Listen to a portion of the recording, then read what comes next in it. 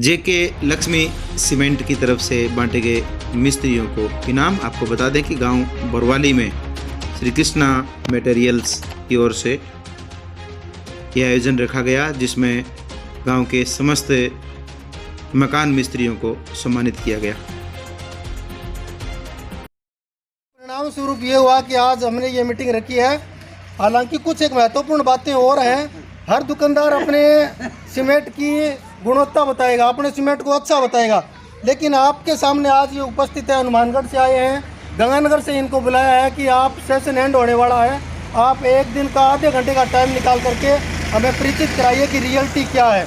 और आज हमारे सामने ये उपस्थित हुए हैं। मेरे भी 2-4 पर्सन हैं, आपके भी 2-4 पर्सन होंगे, आप भी पूछिए। जब से दुकान की तब से भी एक ही मन रहा है, अपने को अपनी सीमेंट की गुणवत्ता बतानी है, अपने सीमेंट की क्वालिटी बतानी है। किसी भी सीमेंट को ये नहीं कहना है, मन में ही नहीं लिखना। नहीं मैं कभी कहता हूँ कि ये सीमेंट इसकी क्वालिटी कम है, अपनी महत्वपूर्ण है वो बता सकते हैं। दूसरे को नीचा दिखा करके अपने को ऊंचा होना, ये अपने नेचर और स्वभाव में नहीं है। सबसे पहला फायदा कि प्रोप्लस सीमेंट है प्लस स्ट्रेंथ। पहला पॉइंट बोलता है कि प्रोप्लस सीमेंट आपको 20% मजबूती ज़्यादा देगा। वो कैसे है कि मानो कि आपने निर्माण में कॉलम कास्ट किया, कॉलम कास्ट करते वक्त आपने जो रेशो लिया वो प्रॉपर लेवें। उसके बाद जब उसके अपन मजबूती या फॉर्मवर्क निकालते हैं तो 24 घंटे का BIS कोड कहता है कि अपन को 24 घंटे के बाद अपन को फर्में निकालने चाहिए। कॉलम की बात कर रहा हूँ मैं, ठीक है। तो 24 घंटे से मतलब है कि यह एक ऐसा प्रोसीजर है कि अगर आप इससे पहले निकालोगे तब भी कॉलम कहीं नहीं जाएगा, लेकिन एक समयावधि के अंदर आप निकालते हो तो वह प्रॉपर दे देगा। कुछ हम आप लोगों से सीखेंगे और कुछ नहीं आपको जानकारी लेनी हो तो आप हमसे ज़रूर पूछें, क्योंकि ऐसा नहीं है कि हम कंपनी से आए हैं तो आपके मन में कोई सवाल रह जाए। अपना मिलने का पर्पज़ यही है कि समय से स्ट्रगल कर रहा है ग्रुप। 1960 में सबसे पहले एक खादी का स्वदेशी आंदोलन चला था। उस टाइम पे सिंघानिया परिवार ने एक पहल चालू की थी कि अपन जो भी प्रोडक्ट बनाएंगे वो अपने देश में बनाएंगे और जो भी बेचना है अपने देश में बेचेंगे। तो गांधी जी के आंदोलन को देखते हुए सिंघानिया परिवार ने खादी का व्यापार चालू किया। उसको चालू करने का एक ही उद्देश्य था कि उस समय बेरोजगारी, चोरी, लूट खसोट बहुत ज़्यादा थी, क्योंकि आदमी के पास रोजगार नहीं था। अब आदमी के पास रोजगार नहीं होगा तो आदमी यही करेगा, अपनी आवश्यकताओं की पूर्ति के लिए कि चोरी करेगा, लूट खसोटी करेगा। तो रोजगार को देखते हुए उन्होंने स्वदेशी आंदोलन चालू किया। उसमें सबसे पहले जूट का जो बैग थे उनका मेनली काम चालू किया। फिर धीरे धीरे काम बढ़ता गया तो 1982 के अंदर अपने राजस्थान के ही सिरोही के पिंडवाड़ा तहसील में सीमेंट प्लांट लगाया, जो कि जेके लक्ष्मी का सीमेंट प्लांट था।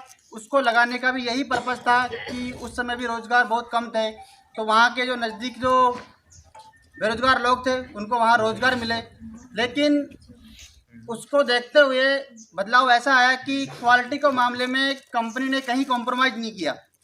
जो सीमेंट दिया वो प्रॉपर एक तरीके से गुणवत्ता को लेते हुए कहीं भी किसी प्रकार का समझौता नहीं किया, जिसको लेकर राष्ट्रीय स्तर पर इसको सम्मानित किया गया। तो उस प्लांट की बहुत ज़्यादा सम्मानीय बातें पूरे एक राष्ट्रीय स्तर पर होने लगी। तो धीरे धीरे इसका प्रोडक्शन हमने बढ़ाया। प्रोडक्शन बढ़ते बढ़ते आज हम क्वालिटी में सबसे ऊपर आने लग गए। और मैं क्वालिटी का बता दूंगा आपको। जेके लक्ष्मी परिवार में, जेके ग्रुप में लक्ष्मी सीमेंट ही नहीं, आपने जेके पेपर का नाम सुना होगा कि जब आप फोटोकॉपी की दुकान पे अपना किसी भी पेपर का कॉपी करवाते हो, जो पेपर आता है A4 साइज का, वो जेके ग्रुप का ही है। इसके अलावा जेके टायर का नाम आपने सुना होगा कि सभी आजकल साधनों में, व्हीकल्स में जेके टायर यूज होता है, वो भी इसी ग्रुप की कंपनी है, ठीक है। फिर हम बात करें जेके लक्ष्मी परिवार की, तो मैंने बताया कि कैसे इसका जो जर्नी है कहाँ से स्टार्ट हुई और आज तक हम यहाँ तक पहुँचे हैं। उसमें आप लोगों का बहुत सहयोग है, क्योंकि आप एक तरीके से रीढ़ की हड्डी हो, क्योंकि जो ऑर्डर जनरेट होता है वो आप ही के माध्यम से होता है। आप ही खपत करते हो उस चीज़ को, जब जाके हमारे पास ऑर्डर्स आते हैं, ठीक है।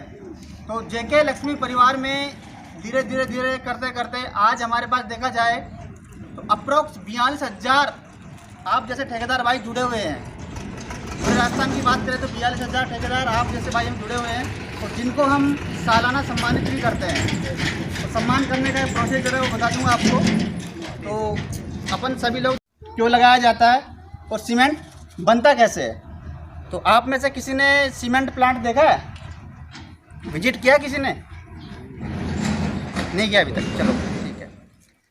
सीमेंट एक वह सामग्री है जो निर्माण में उपयोग होने वाले सभी सामग्रियों को एक बांधने का काम करती है।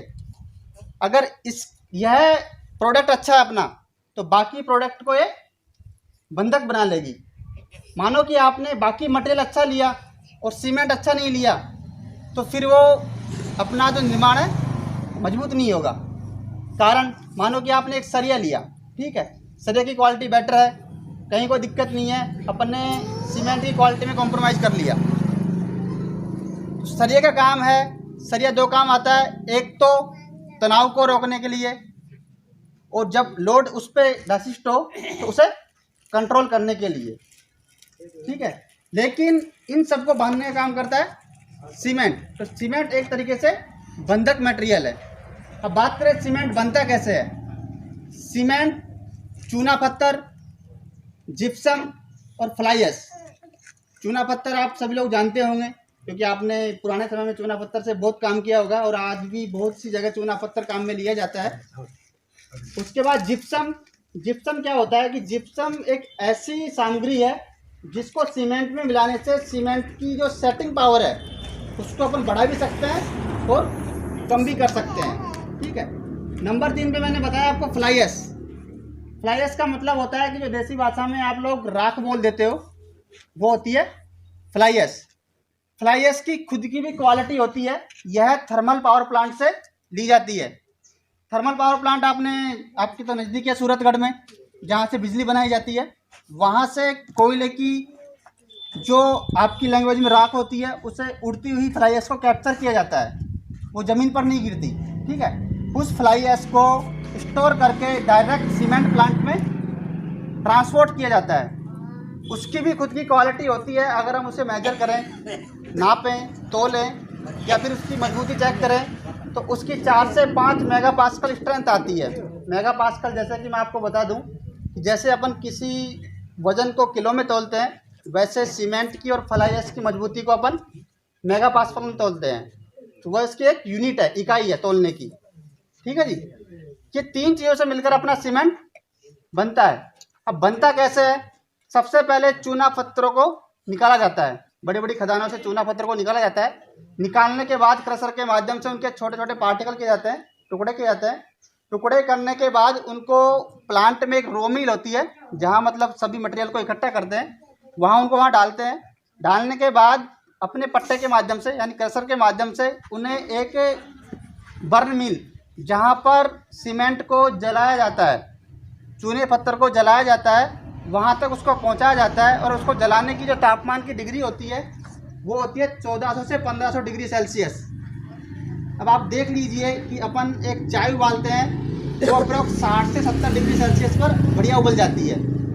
उस चूने पत्थर को 1400 से 1500 डिग्री सेल्सियस पर अगर जलाया जाएगा तो एक तरीके से पानी के फॉर्म में आता है, यानी पिघल जाता है चूना पत्थर, ठीक है जी। पिघलने के तुरंत बाद उससे जब आगे भेजा जाता है तो वहाँ पे बड़े बड़े प्री हीटर लगाए जाते हैं। प्री हीटर से मतलब है कि ऐसे कूलर होते हैं जहाँ उन्हें ठंडक देते हैं। तो जैसे वो चूना पत्थर आगे जाता है तो जब ठंडे कूलर के संपर्क में आएगा तो उसके क्लिंकर बन जाएंगे, यानी पिघला हुआ पदार्थ अपने सॉलिड फॉर्म में आ जाएगा, यानी कठोर पदार्थ में आ जाएगा।